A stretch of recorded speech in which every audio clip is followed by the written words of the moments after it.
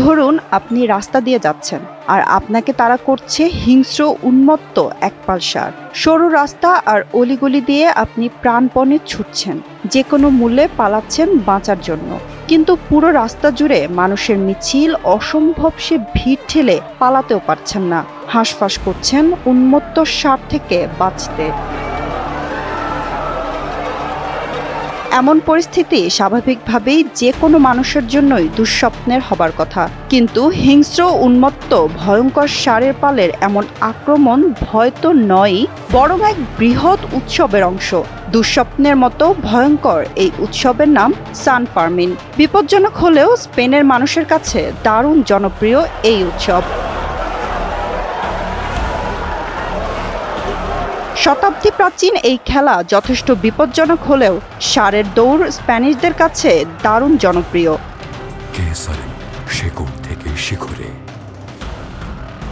অনেকগুলো আয়োজনের সমন্বিত এই উৎসবের প্রধান আকর্ষণ হিংস্র ষাঁড়ের আক্রমণাত্মক দৌড়। বিগত কয়েক শতক ধরে স্পেনের মানুষ উৎসব হিসেবে মেতে উঠেছেন এমন ভয়ঙ্কর খেলায়। জুলাই মাস ঘিরে স্পেনের পাম্পলোনায় 9 দিনের বিশাল আয়োজন হয় সান ফার্মিন উৎসব। এই আয়োজনে থাকে মেলা, সাংস্কৃতিক সন্ধ্যা সহ অসংখ্য মন ভালো করা আয়োজন। তবে জনপ্রিয় উৎসবটির আকর্ষণের কেন্দ্রে থাকে এ ষাঁড় দৌড়। ভয়ঙ্কর এক স্বপ্নময় বাস্তবের সাক্ষী হতে প্রতি বছর বিভিন্ন দেশের হাজার হাজার মানুষ উপস্থিত হয় স্পেনে। স্পেনের বেশিরভাগ নাগরিক ষাঁড় দৌড়ে অংশগ্রহণ করাকে সাহসিকতার পরিচয় হিসেবেই দেখেন।